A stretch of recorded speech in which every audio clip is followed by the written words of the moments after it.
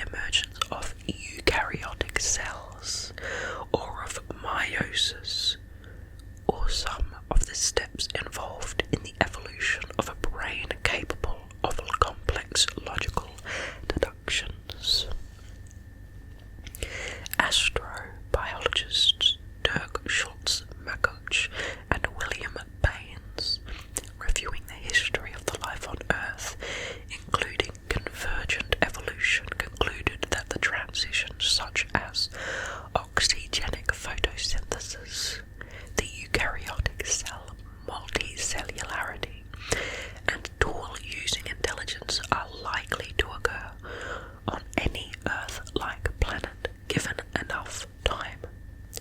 They argue that the great filter may be abiogenesis, the rise of technological human-like intelligence, or an inability to settle other worlds because of our self-destruction or a lack of resources. Now to empirical evidence. This is an extract from The Search for Extraterrestrial Intelligence and Techno-Signatures. There are two parts of the Fermi Paradox that rely on empirical evidence that there are many potential habitable planets, and that we see no evidence of life. Those are both measurable and thus can be deducted through empirical forms of evidence. The first point, that many suitable planets exist, was an assumption in Fermi's time, but now is supported by the discovery that exoplanets are common. Current models predict billions of habitable worlds in our galaxy. The second part of the paradox, that we see no evidence of extraterrestrial life, is also an active field of scientific research. This includes both efforts to find any indication of life and efforts specifically directed to finding intelligent life. These searches have been made since 1960 and several are ongoing. Although astronomers do not usually search for extraterrestrials, they have observed phenomena that they could not immediately explain without positing an intelligent civilization as the source. For example, pulsars, when first discovered in 1967, were called Little Green Men, LGM, because of the precise repetition of their pulses. In all cases, explanations with no need for intelligent life have been found for such observations. But the possibility of discovery remains. Proposed examples include asteroid mining that would change the appearance of debris,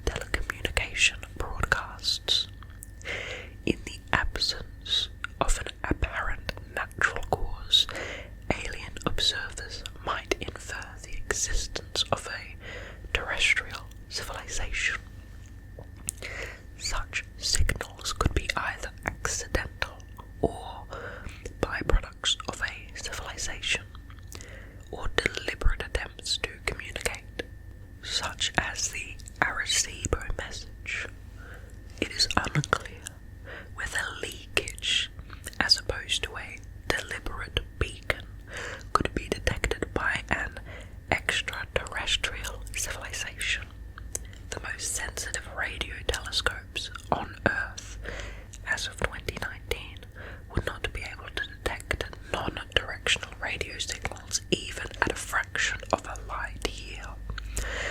But other civilizations could theoretically have much better equipment. Of course, that is theoretically. A number of astronomers and observers have attempted and are attempting to detect such evidence, mostly through the SETI organization. Several decades of SETI analysis have not revealed any unusually bright or meaningfully repetitive radio emissions. I would love them to find aliens someday. It would be very cool. Now to direct planetary observation. Exoplanet detection and classification is a very active sub-discipline in astronomy, and the first possible terrestrial planet discovered within a star's habitable zone was found in 2007. New refinements in exoplanet detection methods and use of existing methods from space, such as the Kepler and TESS missions, are starting to detect and characterize Earth-size planets and determine if they are within the habitable zones of their stars. Such observational refinements may allow us to better gauge how common potentially habitable worlds are. Now we move to conjectures about interstellar probes. Self-replicating probes could exhaustively explore a galaxy the size of the Milky Way in as little as 1 million years. If even a single civilization in the Milky Way attempted this, such probes could spread throughout the entire galaxy. Another speculation for contact with an alien probe, one that would be trying to find human beings, is an alien Bracewell probe. Such a hypothetical device would be an autonomous space probe whose purpose is to seek out and communicate with alien civilizations, as opposed to von Neumann probes, which are usually described as purely exploratory. These were proposed as an alternative to carrying a slow speed of light dialogue between vastly distant neighbours. Rather than contending with the long delays a radio dialogue would suffer, a probe housing an artificial intelligence would seek out an alien civilization to carry on a close-range communication with the discovered civilization.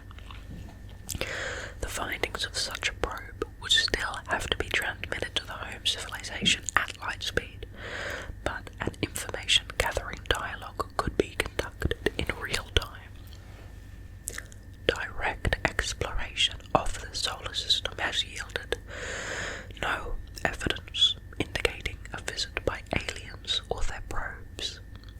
Detailed exploration of areas of the solar system where resources would be plentiful may yet produce evidence of alien exploration, though the entirety of the solar system is vast and difficult to investigate.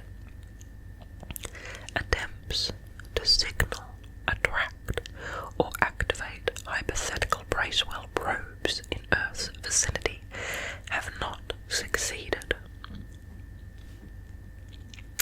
Now we move to search for stellar-scale artifacts. 1959, Freeman Dyson observed that every developing human civilization constantly increases its energy consumption, and he conjectured a civilization might try to harness a large part of energy produced by a star. That's where the classic Dyson sphere hypothesis comes from. He proposed that a Dyson sphere could be a possible means, a shell or cloud of objects enclosing a star to absorb and utilize as much radiant energy as possible.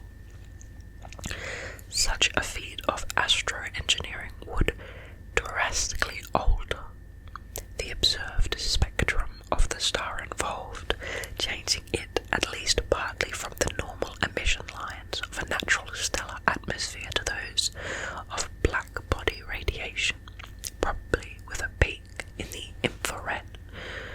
Dyson speculated that advanced alien civilizations might be detected by examining the spectra of stars and searching for such an altered spectrum. There have been some attempts to find evidence of the existence of Dyson spheres that would alter the spectra of their core stars. Direct observation of thousands of galaxies has shown no explicit evidence of artificial construction or modifications.